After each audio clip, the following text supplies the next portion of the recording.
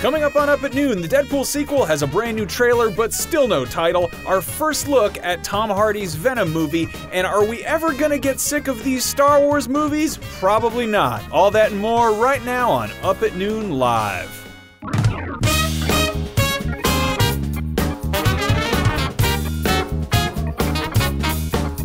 Hello, and what's going on? Up at Noon. Up at Noon. Welcome back. Yeah. It's Up at Noon. I'm Brian Altano. This is Max Scoville. We have a just gigantic, huge show for you this week. I never would have guessed that like end of January, or start of February would yield like just so many awesome and amazing nerdy things. It's so nice. There's so much to talk about. Obviously, we're going to be talking about Deadpool 2. Got a new trailer. Venom got a new trailer this morning. Kind of. We also got a trailer for Solo. There was all the stuff out of the Super Bowl. There was the Cloverfield movie Paradox on Sunday. Like, yeah. What the heck? It's like the middle of February. There shouldn't be this much stuff right now. This is great. But there is. So we get to talk about it. We've got some Black Panther toys. That comes out very shortly. Reviews are crazy good. Today? Today? Is it? Yeah, people are already People are already there now. The reviews are out. I don't. No one knows. We don't actually keep track of when things are happening. We should probably do that. We might just go see Black Panther. Anyway. Can you guys imagine your own show if we go see the movie? Anyway, yeah. So Up at Noon is a show that airs every single week here on IGN. It's also on Twitch, Roku, Apple TV, Xbox One, YouTube, PS4, Grubhub, Dubstep. Rubble-ubba-dub-dub. We're on all these different things, and basically the show, if you haven't picked up on it, is pretty much us just hanging out and goofing around and enjoying ourselves about the pop culture that we love and everything like that. Normally we talk about the kind of hot news of the week, but really there's a lot of it, so let's just kind of jump right into it. First things first, we got a trailer for Deadpool 2, which actually still isn't called Deadpool 2. We don't have a name for it yet. That's still listed on IMDb as currently untitled Deadpool sequel, and it's, I don't know, I think they might actually call it Untitled Deadpool Sequel or something like that. Really? They'll actually drop the name for it. I think there's actually a website up. If you go to Ryan Reynolds' Twitter page, it says Deadpool Core, but spelled like hardcore, not like corpse. And I feel like... Have you, this was pointed out to me by Dan Parkhurst, our producer here at Up in Noon. Have you read the official plot summary on IMDb for Deadpool? After surviving a near-fatal bovine attack, a disfigured cafeteria chef struggles to fulfill his dream of becoming Mayberry's hottest bartender while also learning to cope with his lost sense of taste. Searching to regain his spice for life, as well as a flux capacitor, Wade must battle ninjas, the Yakuza, and a pack of sexually aggressive canines as he journeys across the world to discover the most importance of family, friendship, and flavor, finding a new taste for adventure and earning the coveted coffee mug title of the world's best lover. So in news that shouldn't surprise anybody, Deadpool doesn't take anything seriously. Yes. I love that the trailer, the best thing about it is they were like, they roll into it, and it's all badass cable and everything, and they're like, ah, crap, the special effects aren't done yet, let's just play with toys. Right. So this is clearly the kind of thing that we can kind of identify with, based on our desk. Right, and I think one of my favorite moments from this, first of all, not just playing with the toys, which immediately made me text Max and go like, hey, we should make a custom Deadpool, like Woody doll out of this. But also that they basically just completely made fun of DC Comics. They made fun of the cinematic universe. They made fun of the mustache in Justice League specifically, which Henry Cavill couldn't shave because he had to go do Mission Impossible, so they CG'd it out. So when he talks in the movie, he's like, and it's very odd. I love that. Deadpool doesn't just make fun of, the other team. They make fun of comic book movies that come out of Marvel. They make fun of the X-Men. They make fun of everything. What's really interesting is in this trailer, there's a very, very quick shot where you see Deadpool and Domino and somebody else. We just passed it a second ago. And we know there's an X-Force movie on the way. And there's a person next to Deadpool in the trailer who looks an awful lot like Agent X, and right behind him, kind of in the shadows, is a character who looks an awful lot like Shatterstar. Right. And it would be really weird if they just quietly revealed all those characters. I have a feeling that Deadpool wouldn't do that. I feel like if they're going to be making fun of the fact that the CG is not ready on Cable's arm, they're just, and the way they kind of held off on really showing us Cable until he was good to go, even in photos.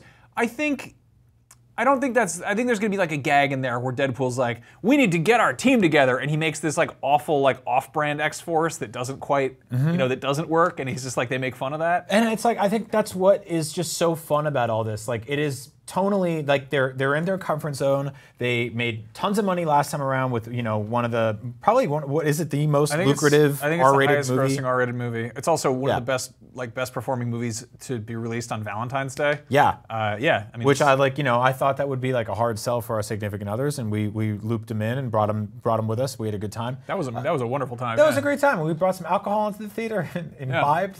Yeah, we sure did. Fun. Yeah. So I think that this time around, they got their feet wet, they're comfortable, they can basically just go like, let's have fun, let's be weird, which is exactly what they're doing. If you look at the weird kind of marketing leading up to this, you got that Bob Ross trailer, you got this Flashdance poster that Ryan Reynolds tweeted out the other day. The fact that they're letting him handle all of the sort of the brunt of all the social media output is really smart. Really hard to tell where Ryan Reynolds ends and where Deadpool begins, and I'm super okay with that. Yeah, I mean, it completely fits. I think it's a little bit sloppy in the best way possible, in the same way the internet is.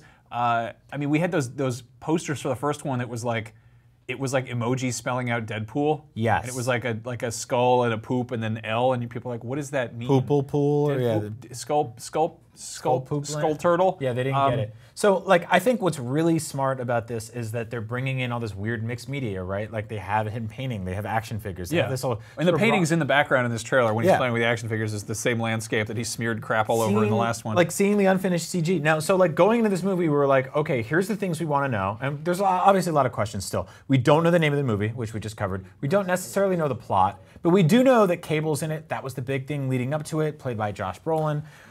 We got to see him. We got to see him kicking some ass. We got to see Colossus. We got to see a couple other characters that we've seen sort of popping around. I'm really happy that I think that I think Josh Brolin has comedy chops. I think he knows how to land comedic lines. I think he's going to play it pretty straight in this movie, and I think they're really smart to just lean on him being like very gritty and serious. And I think we're going to be surprised by that. I'm so excited for this movie. I have a ton of faith in it, and I mean, if nothing else, it's just going to be more Deadpool. You know, at the very least, if the plot goes nowhere, if some of it's kind of like incoherent, if the CG isn't even finished, I'm still fine with it just being more Deadpool doing whatever. And I think that's this great. Is the benefit of being the second film. They're obviously comfortable. They're moving in a direction that they're happy with. You know, we often see sequels sort of begin to get things right. Happens in video games, happens in movies all the time.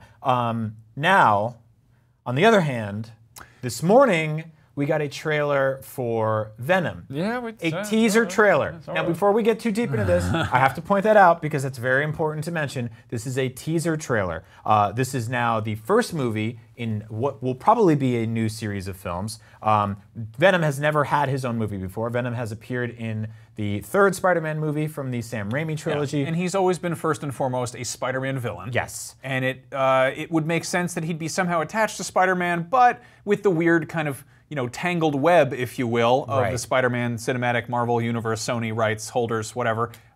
Venom is on his own. Yeah. He's on his own. And there's Marvel at the top there, but this is a Venom movie. It's in San Francisco. They have physically distanced it from the center of the MCU in New York City. Yep. And clearly it's a grittier tone. We've got Tom Hardy is back walking. Movie's got a great cast. But again, like it's very, like they're doing there's a spaceship crash. They're really, I feel like this is too much exposition for a teaser. I think a teaser should be very much like, give it like maybe five really quick shots, some VO.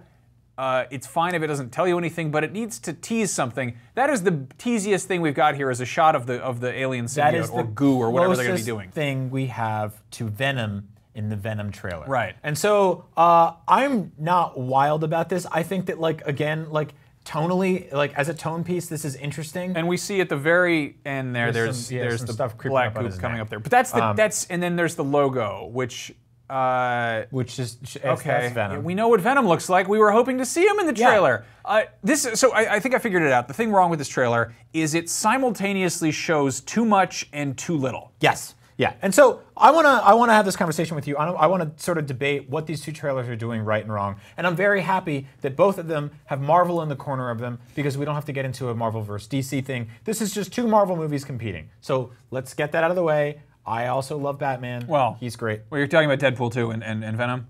Yeah, I mean they're Marvel movies, but one is a Fox movie, the other's a Sony movie. Though they're not technically MCU movies. Right? Neither one is an MCU movie unless Tom Holland puts one foot into the Venom movie, which there's rumors he might do. Okay, so point is Battle of the B Team, basically. Yeah. Let's do it. Yeah. Okay, so Deadpool, I want to say Deadpool, what it got right, and we'll try to do it like this. We'll say something that each trailer did well, and then something that each trailer didn't do well. You want to play that game? Sure. Okay, so here's what Deadpool did right. I think it did a great job of sort of kind of repeating the tone from the original movie, carrying that kind of stuff over, being jokey about having unfinished CG and showing that kind of stuff, and then showing just enough at the end that keeps you sort of titillated and excited and wanting more. I think the Venom trailer did a very good job of setting the tone for the movie. We don't think it's going to be a goofy movie, but it's definitely not a Disney goofy movie. That's a different thing. But I mean, it's not going to be silly. It's Venom. It's very serious. Right. He's the lethal enforcer. It gave us an idea of Tom Hardy's kind of I guess sort of energy to it. It tells us it's in San Francisco, and the sort of tone of it seems more I don't know, more kind of like horror thriller than straight action. Which is good to know because there were rumors going around that this was going to be very Zombieland, which was horror comedy. Sure. Right? And there might still be stabs of that, but I don't really know if that's right. It doesn't seem like that's where it's going. It sold us on the tone of the movie, which is what a trailer kind of should do. And I will say a thing I didn't like about the Deadpool trailer is that I still don't really know who the villain is. Yeah, or what the movie's called. There's still a lot up in the air. It was more of a trailer than a teaser. So yeah, I don't really have a ton of complaints about Deadpool, to be totally honest with you. Yeah, no, Deadpool's kind of nailing it. Also, let's just drop this. Look, the whole thing about Deadpool is that movie's out on Memorial Day weekend. It's out in May. It's out pretty soon, and it sounds like things are kind of on track there. Venom is out in October. They don't need to show us anything right now. Right. This wasn't a Super Bowl spot, and they just dropped it kind of between Solo and Deadpool, like right around there, or right after that, which are two movies that are coming out in a matter of months. They also, and I will add this, they teased this trailer with a poster yesterday that had Venom's face on it. It had his eyes. So you have his eyes, you have the logo, we got to see those for the first time, and then the trailer drops, and that Venom's not in it. Yeah, if you go to Reddit right now, one of the top stories obviously is people being excited about this trailer. And you go to the comments, and somebody was like, "Wow, I said that I wouldn't believe this movie was being made until I saw a trailer. I still don't believe it's a Venom movie because I haven't seen Venom." Yeah. It seems like it's not done yet. Put it back in the oven. Like we don't need to. It's okay to sit around and wonder about it still. I don't know whose decision it was to pull the trigger and just release this because it doesn't look bad per se. I'll put it this way: on Sunday morning, you and I had our sort of fears and worries about what Han Solo would look like. That movie Solo, the road leading up to that. I won't call it disastrous. It was rocky. The firing of directors, the bringing of a new director, the rumors of an acting coach on set, last-minute rewrites, all this kind of stuff. Having not seen a single frame of it, aside from like a leaked Russian product still, we didn't know anything. And then I saw the teaser, and the next day we got a full trailer, and I was like, okay, you know what? This film is gorgeous. I started reading up on all the people involved. I'm still not sold on the lead as really convincing me that he's Han Solo, but we are less than 5 months away from that film being out, and we went from knowing nothing to Entertainment Weekly do an entire week of interviews and reports. Now we're in. Now we get it. It seems like good timing too, because honestly, it reaches a point with some movies where by the time they finally come out, we're tired of talking about them. Yes. Like, we get this kind of like social media fatigue, and like we have so many discussions back and forth. Again, we are discussing Solo, we are discussing Deadpool 2, we are discussing Avengers Infinity War. These are movies that are coming out in a matter of months. Venom is coming out in October. It's too soon. It is too soon to be talking about this. There's a bunch of stuff that's happening this fall that we don't even know about it. It just seems like it's cutting in line. It is jumping the proverbial gun. I want to be positive about the Venom movie. I want to be excited about it. Tom Hardy's a great actor. Yeah, I think there is absolutely potential to tell a fantastic story there. But again, we don't need to be talking about it yet. Right. So let's move on. And so real quick, to multiply the issue here, it's also, we don't really know how Spider-Man fits into the Venom movie. No one can legally tell us. We don't know if Peter Parker will appear on TV winning a spelling bee for half a frame, or if Spider-Man will actually swing by, if they'll come up with a narrative reason for Spider-Man to be in San Francisco. There's rumors that Carnage is in it. Like, it's just sort of like, there's a lot of questions right now. This trailer answered none of them. I don't even think it's like particularly beautiful or anything. It's not like I walked out of Han Solo. Fine, I was screen capping the Han Solo trailer. Yeah, I mean, the being like, difference this is gorgeous. that, you know, like the Venom movie is set in modern day San Francisco, which is where we live. We see that kind of every day, and it looks like a competently shot movie. The Solo movie looks like it's Star Wars, it's space. Every frame is some entirely new thing you've never seen before. The Deadpool movie is action, comedy, slapstick, superhero stuff with costumes. We don't know what Venom's costume looks like because they haven't finished the CG on that. There's his eyes. There's the poster. That's literally, if you're like genuinely a hardcore Venom fan and you loved this trailer, let us know in the comments why. I mean, I grew up really liking this character. Maximum Carnage is one of my favorite runs ever, where Venom, Spider-Man, and Carnage basically just beat the hell out of each other over like a 14-issue arc, a bunch across all these different comics. I had to go collect every single one from different series. I like this character. He's a little hokey, but he's also like, there's some cool stuff there. I think the idea of bringing this actor in and tackling this is smart. But what did you actually get from this? Yeah. Maybe I'm missing something. If you cut off the part where it says Venom at the end, would you have any idea this is a Venom movie? No. I mean, yeah, there was that movie Life that came out, also from Sony, and everyone was like, is this a stealth pilot for Venom? And it wasn't. I wish. Anyway. Yeah, I'm giving this round to Deadpool. Yeah. We'll see what happens this year, you know, with Rotten Tomatoes, Metacritic, the box office, and the rest of the teasers and trailers and stuff like that. But until then, Star Wars is something we've gone over 90 seconds without talking about. We had a new Solo trailer on Sunday, which I'm really into, and we got a teaser Sunday, full trailer Monday on Good Morning America. That next day, we got news that the writers, showrunners of Game of Thrones are creating a brand new, and they will not commit to a number, more than one movie in the Star Wars universe. So currently, we know that we're getting Solo, a Star Wars story that is coming out very soon. Episode 9 is in the works. J.J. Abrams doing that. Rian Johnson is doing an untitled trilogy. Now there are probably at least 2. I think they said, what did they said? They said movies. Movie series with Weiss and Benioff from Game of Thrones. And then there are also, Bob Iger decided to just quietly drop this like he tends to. There are a few Star Wars shows for the Disney streaming service in the works. I don't know if one of those is going to be like a continuation of Rebels and Clone Wars, like in the animated style. Sounds like one will be live action, maybe? Live action. There was also like, you know, Star Wars Detours. There's been like Lego Freemaker Adventures. It could be any sort of, it could be like little mini shorts. I don't know what it's going to be. There's also the heavily rumored but all but confirmed Obi-Wan movie, which basically like THR and a bunch of other websites have been like, it's happening, we know it's happening, but no one's actually flat out said it. Right. Which seems kind of peculiar at this point. I wonder if that's going to fall into one of these other universes. So to add real quick, the Game of Thrones creators one is not tackling the Skywalker story or the Rian Johnson trilogy, and the Rian Johnson trilogy is not tackling the Skywalker story either. So to answer to, we don't know what either of them are about. Right. We don't know what those are about. They're going to be in Star Wars, but that could mean anything. If the Game of Thrones guys, Weiss and Benioff, make an Obi-Wan series of movies, like an Obi-Wan trilogy starring Ewan McGregor, does that count as a Skywalker movie?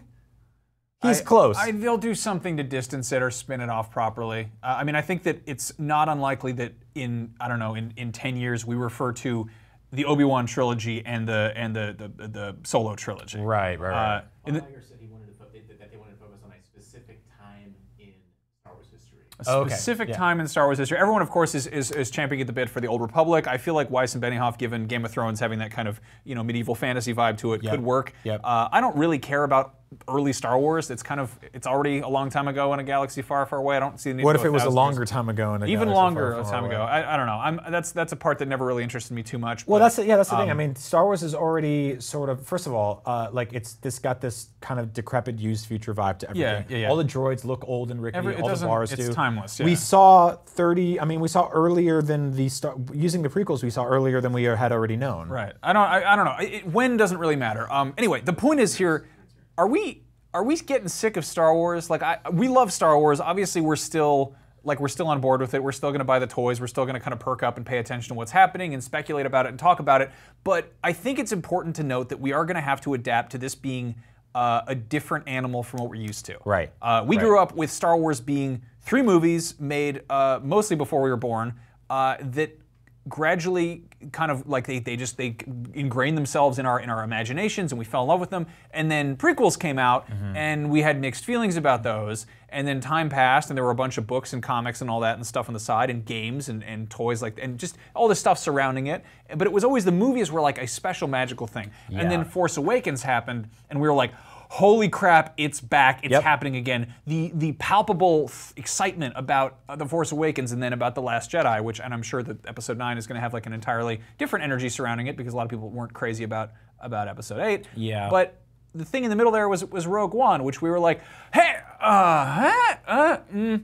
it's still good, it's still a Star Wars movie, but it's not. It doesn't have a number on it. It doesn't have an opening crawl. It doesn't have the same energy to it. It doesn't. And Solo's going to be the same way. I'm actually really happy they held off on teasing or showing a trailer for Solo until as close as they are to releasing it, because I don't think on an emotional level I can do that level of like hype every year. I tweeted out a list of the Star Wars movies currently in production, not currently released. I would say anecdotally looking at the responses, 50% of people are like, hell yeah, more Star Wars, and 50% of the people are like, too much. And here's my approach to Star Wars has always been the movies are the most important aspect of it, and the other parts of it I can interface with to my own choosing. Like I'll play Battlefront, I'll buy the toys, but like I skipped I don't really watch Rebels. I skipped Forces of Destiny or whatever that. Yeah, well, it was a web series. Yeah, well, I mean, it's like another thing, right? That's the kind of thing that like when Disney has a streaming service, they'll call that a show, and I'll be like, I'm good, no thanks. No, I mean, what we need to start treating these movies like is like Marvel movies, which is what they are. It's interesting because Star Wars, at its core, was the thing that inspired Lucas to make it was old kind of corny Saturday morning matinee serials that he'd go to see, like Flash Gordon and stuff like that, where it's you go in and maybe it's the second part in an adventure and some stuff happens and you're like, wow, my imagination is crazy. I'm a 12-year-old boy. Yeah. And then you go outside and you I don't know, buy penny whistles and moon pies or whatever you did back when George Lucas was a kid. But then they became these landmark movies that were like cinematic history, and there were 3 of them. Right. And then there were 6 of them. And then there were 7, 8, 9, and then 10, and then now it's going to be an annualized thing. And they've finally gone from being these like huge milestone cinematic entries in this just monolithic series to being, no, these are going to be an annualized event. These are going to be serialized. Marvel's an interesting kind of thing to compare it to because Disney again is kind of behind that. That's pulling from comics, which would be maybe every month or every 2 weeks, a new adventure comes out starring your favorite characters, and they cross over and they intertwine, and they overlap. But if you're trying to keep track of all of them, it gets expensive and it gets tiring, and you got to go to the comic shop and a pull stack, and you got to read all this stuff. But if you go to the movies 3 times a year and you just see Marvel movies, you get the same kind of experience of like one thing happens, and then this happens, and it crosses over with this, and then this person shows up, and his backstory is explained over here. And we're about to see Black Panther, who it's weird he's getting his big solo movie, and they were like, here's Black Panther, here's Black Panther's movie. But he already showed up in Civil War. Yeah, you know? exactly. That was his reveal, which is how comics work, and I think we're going to start to see that kind of approach with Star Wars. Right. 18 Marvel movies have been released since 2007, 8 more currently in production. That is way more than any Star Wars we've gotten in 40 years. So right now it feels fatiguey, right? Which is not a real word. But the thing about that is that I think if it all spreads out, it won't be that bad. What will be jarring, and I think you just hinted at it there, is, I mean, I had my parents called me a couple years ago when they went to go see Rogue One. They were like, it was really good, but where was the ball? And I was like, BB-8? Yeah. I was like, oh, this took place like 30 years before that. And it's like, so I think explaining to people that there is not a direct narrative thread before all of these, and they're gonna have to get like pretty heavy on explaining that kind of stuff, you know, right out the gate. They'll have to be like 100 years before Luke. Well, I mean, it causes people to have conversations. It causes this water cooler talk, and it has you having these kind of like conspiracy theories and having to dig deep into the backstories and make sense out of things. In the same way that I don't know, in the Venom movie, for instance, he's going to have an alien costume of some kind, and people are like, but Spider-Man didn't go fight in the Secret Wars, and it's like, where did the costume come from? Comics are inherently just hard to get into. Because if you miss one, then suddenly it becomes a collectible. You got to track it down. You want to find out what happened. You got to kind of read up on it. And movies are sort of becoming the same way. I think at the end of the day, they have to sort of stand on their own.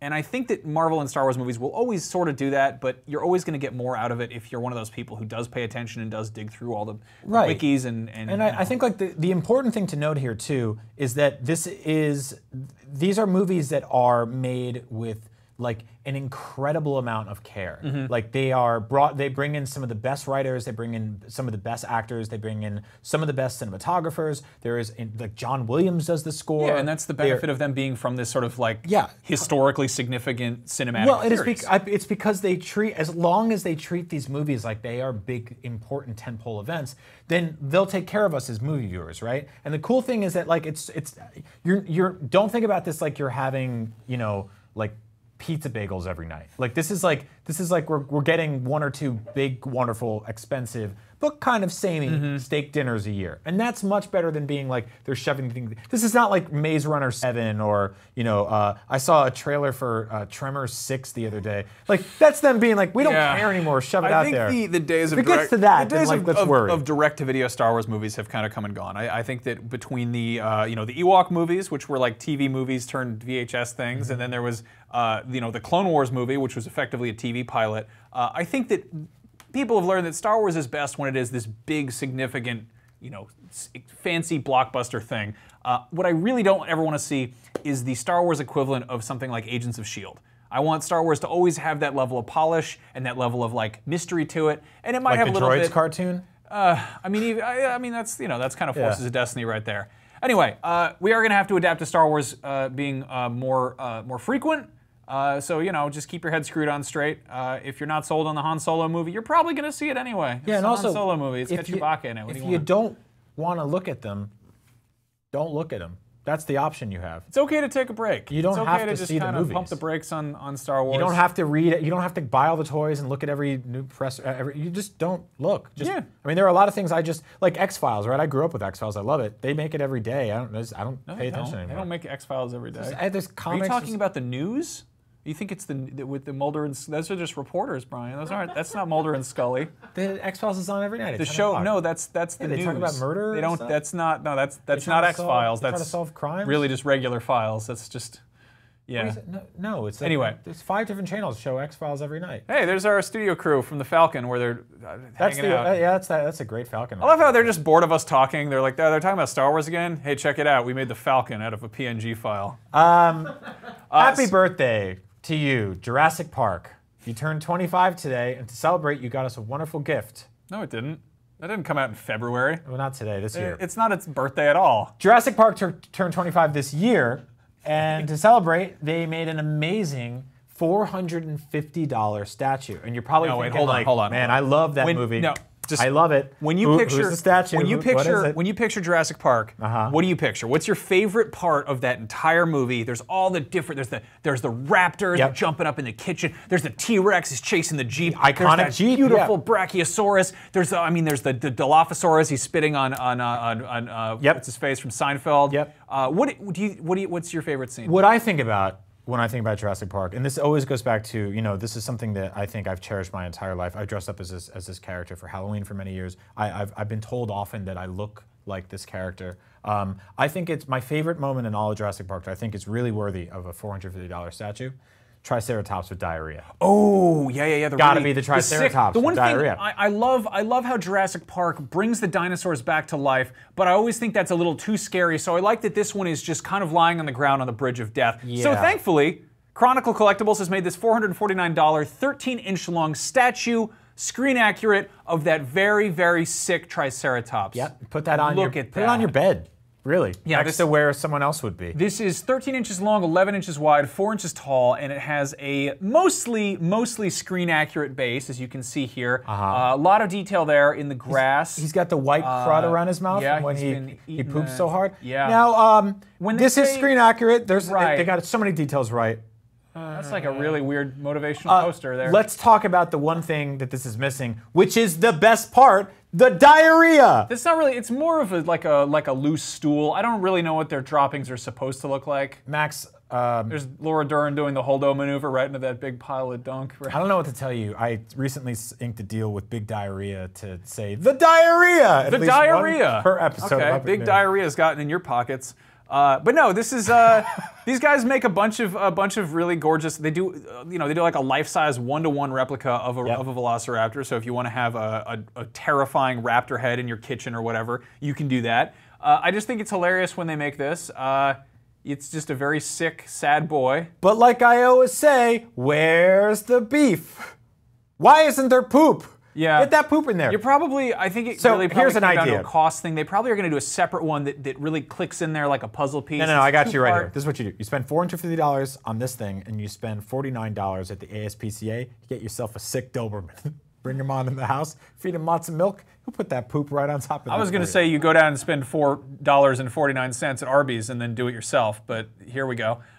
So, you know, it's the poop. It's not. The poop is there in the film. Diarrhea! And then the animal. So yeah, that's out there. Also, if you like sad collectibles, Kotobukiya makes a statue of dead Obi-Wan, who of course is just a robe with a lightsaber on top. Yes. That's good. Anyway, Or you could just put a sock on the floor. Sick Dinosaur on the Ground is up for pre-order tomorrow, February 9th. It's $449. Get yourself a Doberman. Yeah. So on the subject of collectibles, last week we showed you guys Inside Super 7 Toys. Those guys are awesome. They are single-handedly keeping the universe that the He-Man and the Masters of are masters of that universe. That was a really weird way of phrasing that. Let's talk about He-Man and the Masters Universe. Check it out.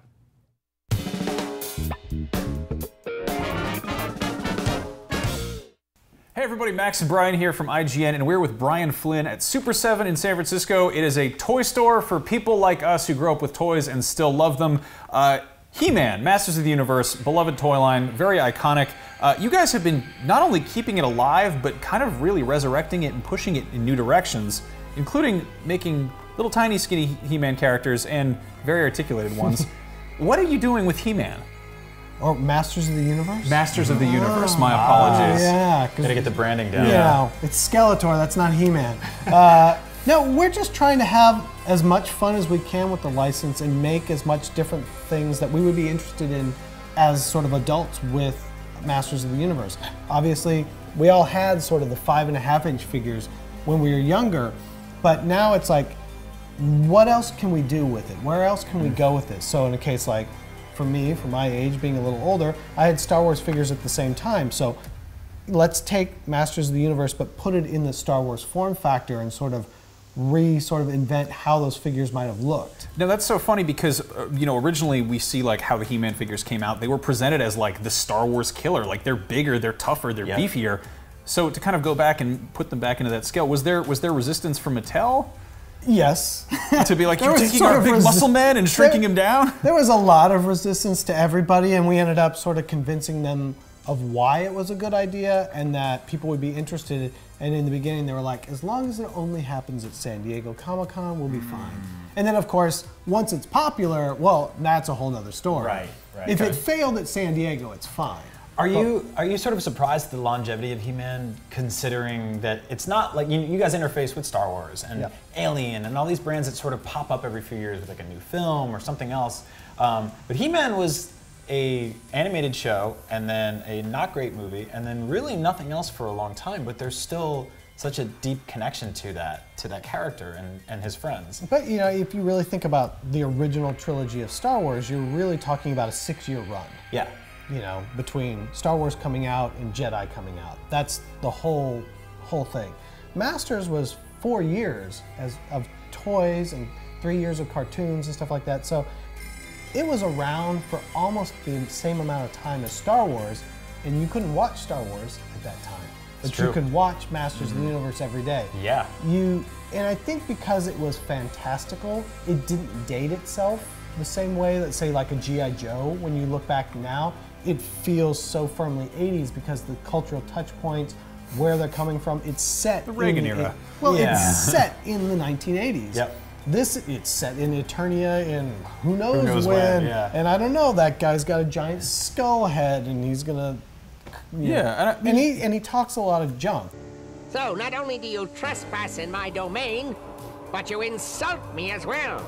I mean, let's face it, that's the most compelling thing, I think, when you really come back to it, is like Skeletor as the villain is so visually iconic and the character is so unique in its complete just beratement of the entire world around him. Yeah. That's what Was he people the come first back to. cartoon character to say boob on TV? Might have been. He didn't mean it in the way we talked about boob? it. But. Yeah, I don't know, but I haven't done my boob research that Beast way. man, you furry fool. Yeah. But no, yeah, I mean, he's like a glow-in-the-dark skeleton with abs and a ram horn staff, and he opens his mouth and he sounds like Shakespearean Gilbert Gottfried. So. And specifically, what's so strange about He-Man is that when you look at Star Wars, you're dealing with some very menacing villains. You know, you're dealing with Darth Vader, who strikes fear in the heart. Even in Rogue One, he came out and had the most terrifying scene in the entire movie, almost like Jason Voorhees.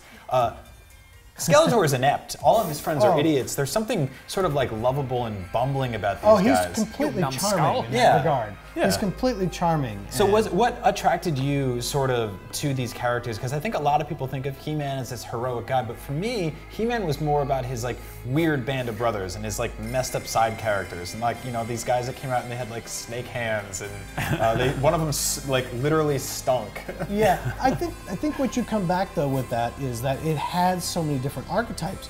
The people that really, really love He-Man are usually the same guys that are really, really into Captain America. Right. They're really, really into the sort of the pure archetype.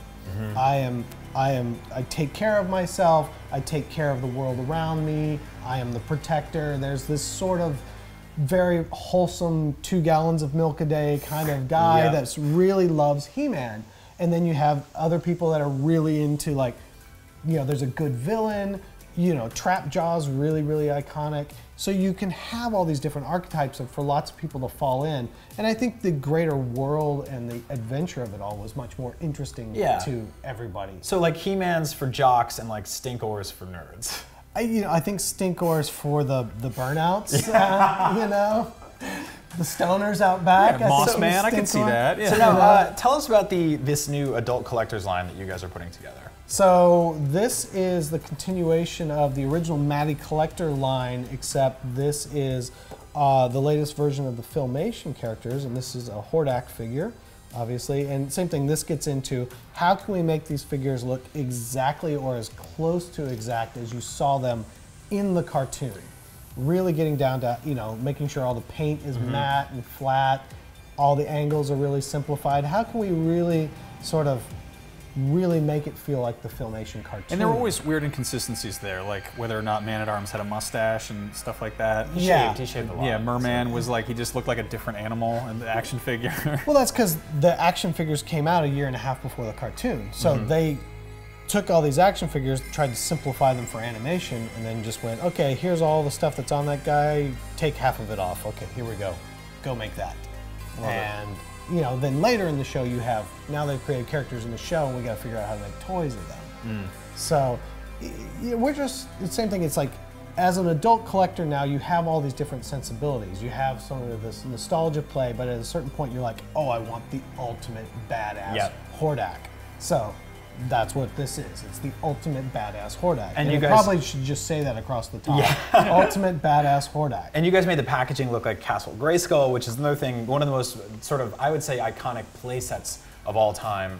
When I was a kid, there was a couple things I had. I had like the Ninja Turtle sewer, I had the Ghostbusters firehouse, but Castle Grayskull was the thing where like friends would come over and their brothers and sisters and stuff like that, and they would be terrified of this thing. Like it actually instilled fear into the hearts of children, which I don't know if is really the intention for toys, but it worked, and it was pretty badass because of it. It's weird to be scared of a house. Yeah, it's a little bit, but it's also in that thing where it's like Castle Grayskull is so iconic. It's one of those things you could argue very much is as integral to the Masters of the Universe toy line as the characters themselves. That play set is what set it apart from everything else. Because every kid had it. There wasn't a kid that was like, oh yeah, I didn't have Grayskull. I got a shoebox, I'm good. You know. Yeah, I got a couple figures, but I don't need Grayskull. It was like, no, I need Grayskull, and then give me somebody to put in. Yep. Yeah, it's a classic line. I'm so glad you guys are still working on it, and that you're keeping it alive for future generations to enjoy and be completely confused by, because it's such a weird group of characters. Yeah, and obviously because we're not at Comic-Con and you're still managing to make more of these guys, you've kind of earned like Mattel's blessing on this. Exactly. Is there any chance we'll be seeing maybe other beloved 80s cartoons make any kind of appearance in this sort of resurrection style, this renaissance? You mean things with cats in them? Who knows? Yeah, maybe someday. A kid can dream. Oh my God. I won't say that I won't try, or haven't been trying for a year and a half. But, Yeah. one of these days. If you're a fan of beloved 80s things, He-Man or otherwise, Masters of the Universe, Snake Mountain, who knows what, keep an eye on Super 7, their super7store.com, or stop by their stores in San Diego or San Francisco. Brian, thank you so much for chatting. Brian, thank you also so much for chatting. You're welcome. Thanks, Brian. Plenty more toys coming here from IGN.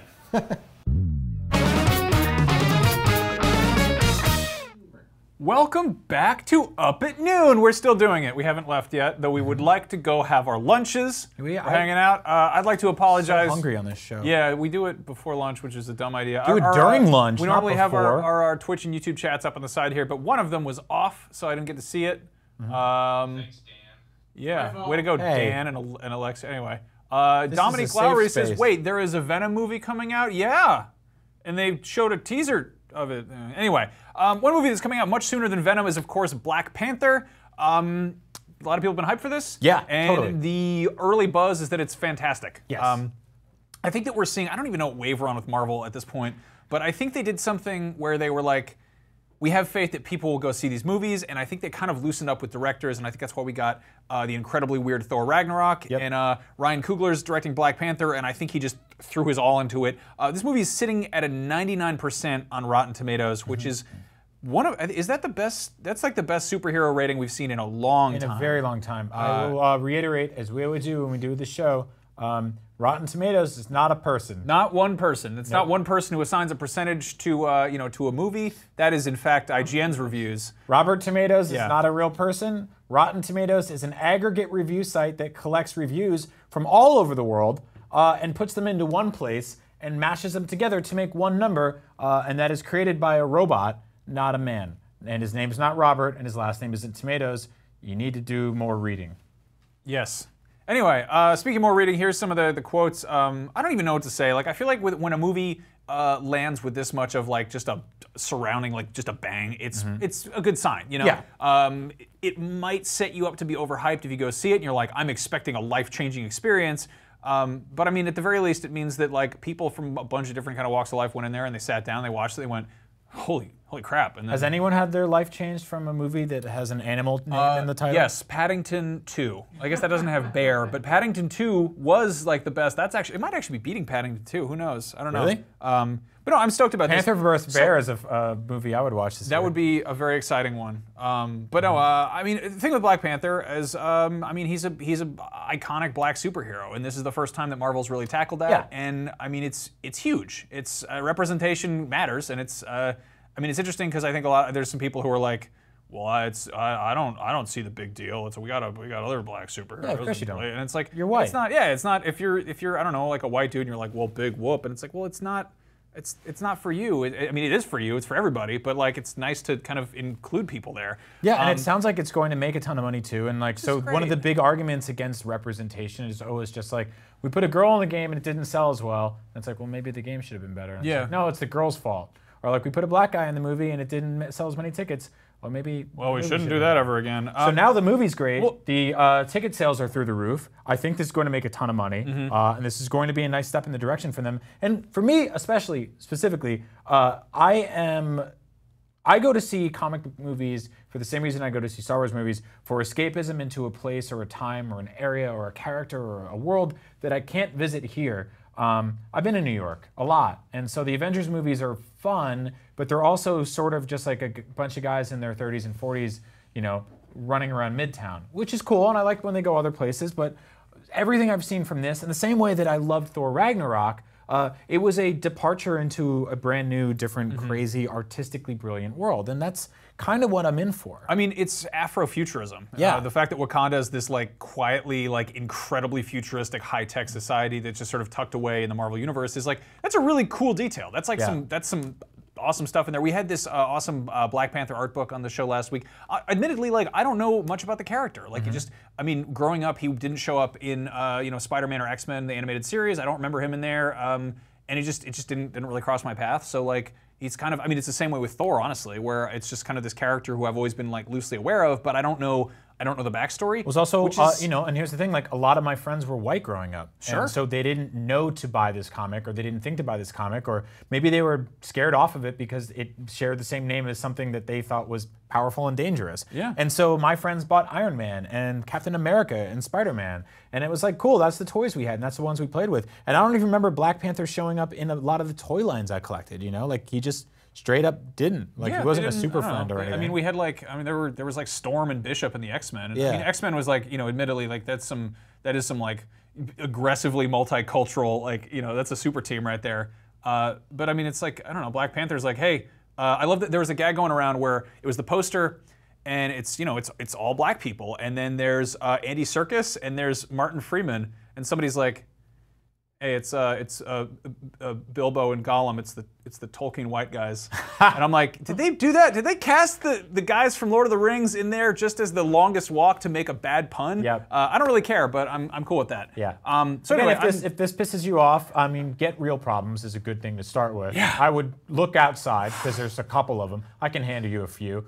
Or don't see it. Yeah. Advice we give everyone. Or maybe, man up and go see the film because it looks awesome and it's going to be a good time. if you and, don't like there the it is. political angle, it's okay. It's still a movie about the Animal Man going to fight the car and the other different Animal Men, and they got all kinds of adventures and special effects. Max, you got to keep politics out of comic books.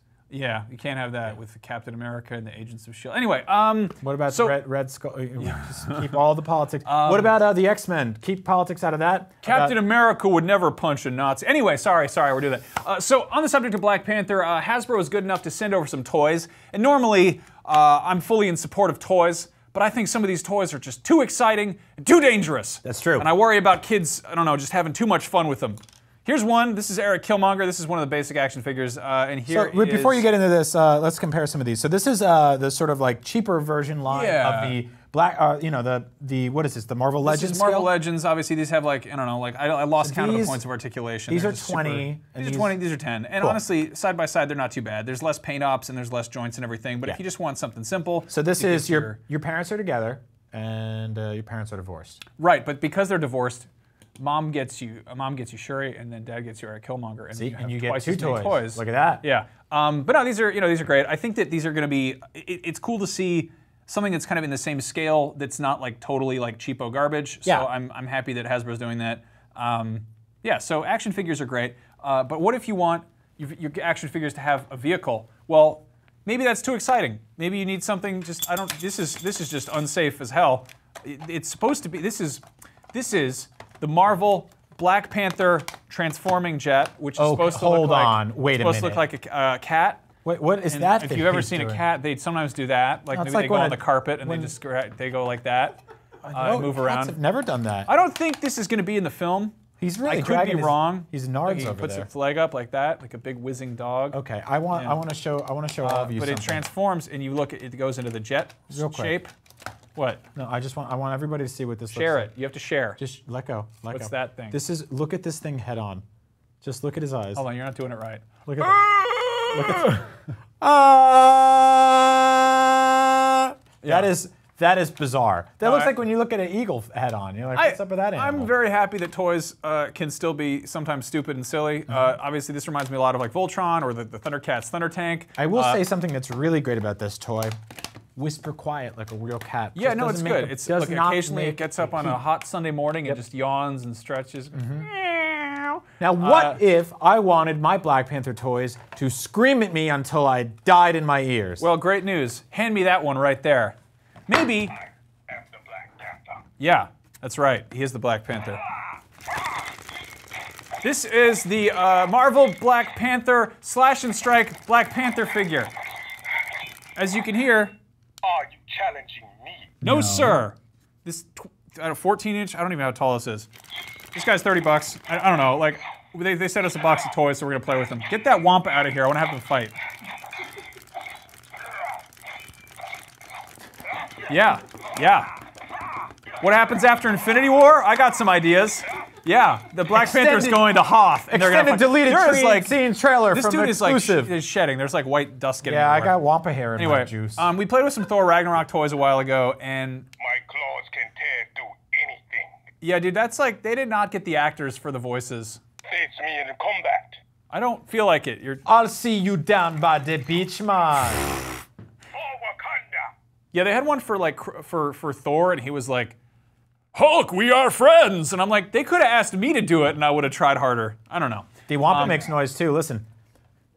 It's not actually doing that. That's not the noise. I'm a Wampa farting Stop doing that. You're crossing universes here, and they're owned by the same You told me to get conglomerate. him. I did. Now put him away. We got a much more exciting toy here. This is the Marvel Black Panther Vibranium Power FX Claw with an Hell MSRP yeah. of $19.99. I hope this one's very quiet as well. Hey, It doesn't make any sound. If you have kids and you'd like to take a good big nap, don't buy them this toy, because it's loud as hell.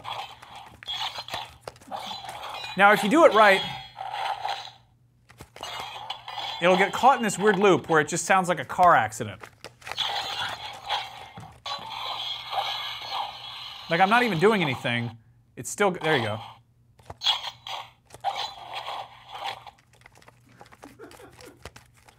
Anyway, I need, here, you play with this. You know what? This is actually great for if you have a nephew and you hate his father. Yep.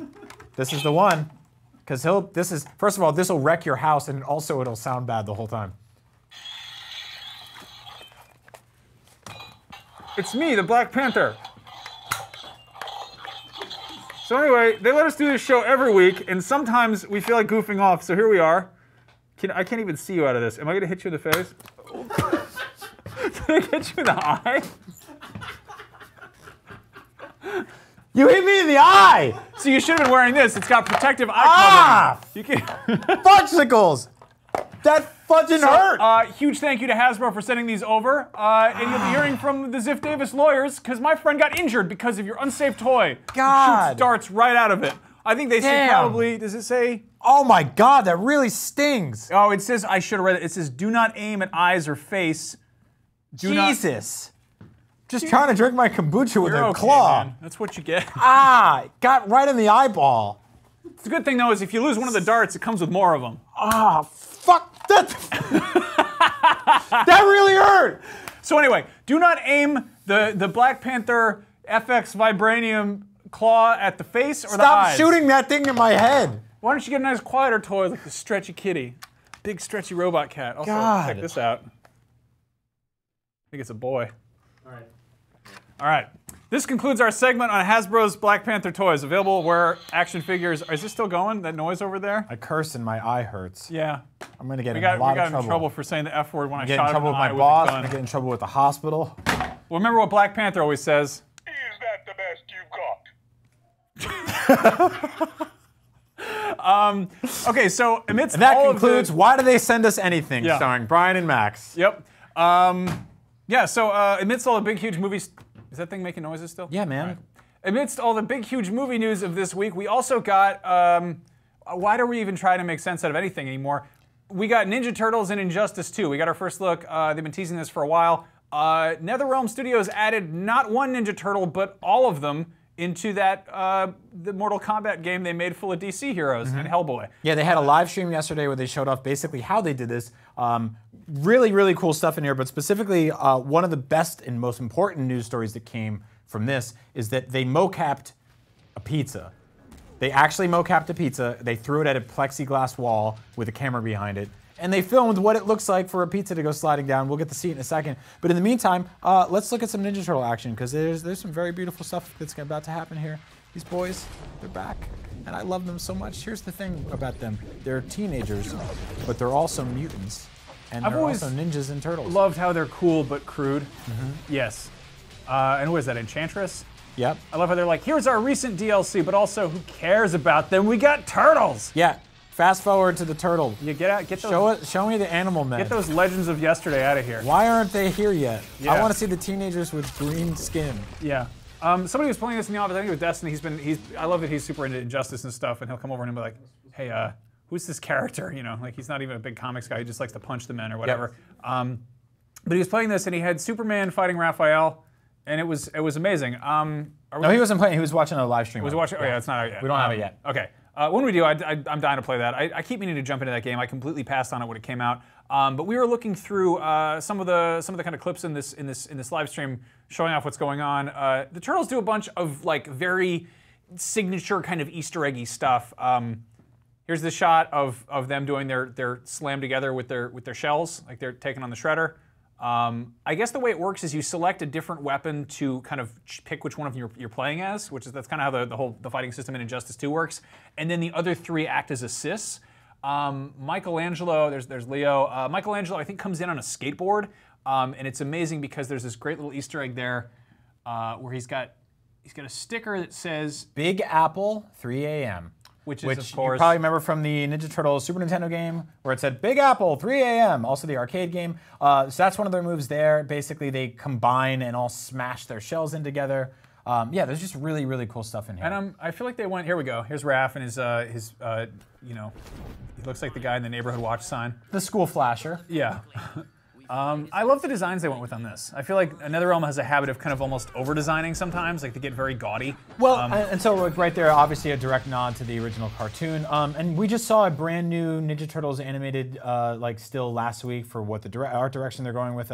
It's very Michael Bay. This is very, very classic Ninja Turtles. Yep. Yeah, I wanted to point out too, this is some of the best looking pizza in a video game here. It's got mushrooms. I could take it or leave it on that, but it doesn't have anchovies or pineapple, so see me in the streets. But what's really cool here is this is another direct nod to the cartoon where one of the turtles throws a pizza directly at the screen and you see it sliding down. And so they did actually mocap this.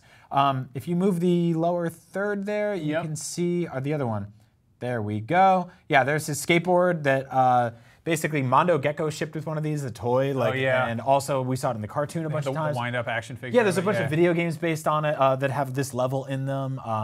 And there's the one-way sign, which they've used as a weapon before. So obviously, these guys are huge Turtle fans. They're really going in and just kind of getting every little detail. This is exceptional. The fact that it says "Caution Toasty" as a nice little nod to Mortal Kombat, when you uppercut the guy and he goes, "Toasty." Yep. That's just, I don't know, these guys, it feels like they really, they're just quietly making an incredibly solid fighting game over there, and they're just like, hey, we can put Ninja Turtles in there? Mm-hmm.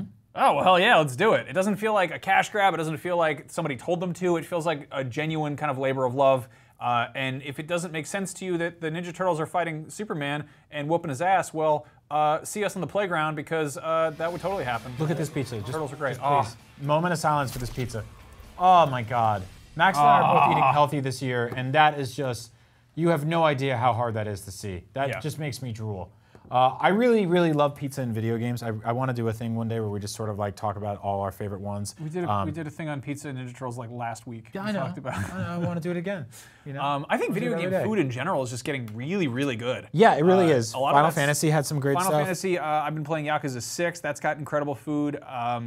I tweeted out Breath of the Wild, assuming you don't get that weird mosaic censorship food. It's pretty good looking. The monster porn food. Yeah. I tweeted out that this probably looks like the best video game pizza, and a couple of people tweeted at me the pizza from Pikmin 3, which is really awesome because it's in a circular box, and there's just animals and nightmare creatures jumping all over it, but there's basically an entire stage where you have to just go in and get a pizza. Whoa. Yeah, really awesome. Cool. Yeah, so we have a few minutes left in the show. I don't know if you wanted to talk about Netflix real quick. I don't feel like it was. I don't know. I feel like that was a long time ago. We got 2 minutes left. I feel like we could just hang out and just enjoy the nice quiet. Sure. And just really just. What do you do this weekend? Not a whole lot. Oh. Yeah, I'm gonna lay low. All right. Hang out. All right. Probably work on this eye wound that my friend gave me at work. All right. Here's something somebody wrote in the. I wish I could have a Japanese toilet in my apartment, but as a renter, it's illegal. I don't know why it says that. I think I've said that. Did you say that? That's because we talked about that. Yeah. Did we talk about that? I think I wrote that in there. Yes. Oh, so a couple of weeks ago I put a bunch of fake headlines at the end of the show. I said, if you worked at Cinnabon, I bet you'd smell amazing 24/7. How do you feel about that? And I said, counterpoint, if you're ever in Pismo Beach, stop by Old West Cinnamon Rolls. They're amazing. I was driving through Pismo Beach and they have, there's a cinnamon rolls place. We went there first thing in the morning and there was a line out the door and they sell you just the biggest cinnamon rolls, and it was one of those things where I think somebody at a awkward party was like, you gotta check out the cinnamon rolls, and I was like, okay, fine. And then we did, and it was great, and apparently it's a whole secret, big, popular thing over there. Right. So, Pismo Beach, Old West Cinnamon Rolls, Up at noon, you heard it here. Dude, Sorry. Cinnamon rolls are, I mean, I don't even think, can you even make a bad one? Is that I think even like possible? I need to rank like the foods that like the direct correlation between stuff I shouldn't eat with how much I would totally eat it, but breakfast pastries are like pretty near the top for me. Me too. Me too. There's so we get bagels every Wednesday here at IGN. Also, random dudes just bring donuts in all the time. I eat donuts all the time. It is so hard, man. Yeah. It is so hard to be old and fat and try to lose weight. You wake up every morning, there's just treats and boxes and all this sort of stuff, and your friend shoots you in the eye, you spit out your kombucha, say the F word, all sorts of things to navigate in this world of ours. It's difficult, really, out here. It's hard, man. It's hard trying to wake up every morning, trying to lose weight, trying to not eat the cinnamon rolls. I'm stoked to be just pastries. I miss Boston cream donuts. Goddamn great. Yeah. It's a regular donut with cream in the middle of it. You bite into it, it oozes out the side. There's like no clean way to eat those it's big a mess. donuts. You get it It's all like over a your mess, face. You go to Cinnabon at the mall, you're all sad, you get dumped, you Yeah, you stand in that line, you get 2, you put them under your shirt, you walk home, get arrested. I like it when love you can get some extra frosting there and they give it to you in that little cup like it's some kind of a medical sample. They'll pour it in your hands if you're crying. They don't care over there, man. Cinnamon, next time you get dumped, head to Cinnabon because they'll be good to you. Or if you're in Pismo Beach, stop by Old West Cinnamon Rolls. That's anyway, true. this has been Up and Down. We do this every week. Some weeks are better than others. Some weeks there are less injuries. Anyway, let us know in the comments what you think about Venom, about Deadpool, about Solo, about Old West Cinnamon Rolls, and of course about wearing protective goggles when playing with dangerous Black Panther toys provided by Hasbro. Really got me in the eye. I'm honestly really sorry about that. Are you okay? No. It's a little bit red. I think you're okay. Yeah, I gotta use this. This is a bad face to start. You don't need 2 eyes to do this job. You just go like that. Just I got it. like This is like this a is all. prospector. This is all personality. Okay. I look like. Yeah, okay. I look Anyway. like Fuzzy Gollum. Okay, Fuzzy Gollum. Let's wind things down. Thank you for watching Up and Down. We'll be back next week, same time, same place. And that's the end of the show. We're gonna go have our healthy salads instead of cinnamon rolls, which is what we really want to be. I want a eating. cinnamon roll so bad. I would eat one right now. Don't send us any, please. And remember, This is not a negotiation. it's a show. Good night.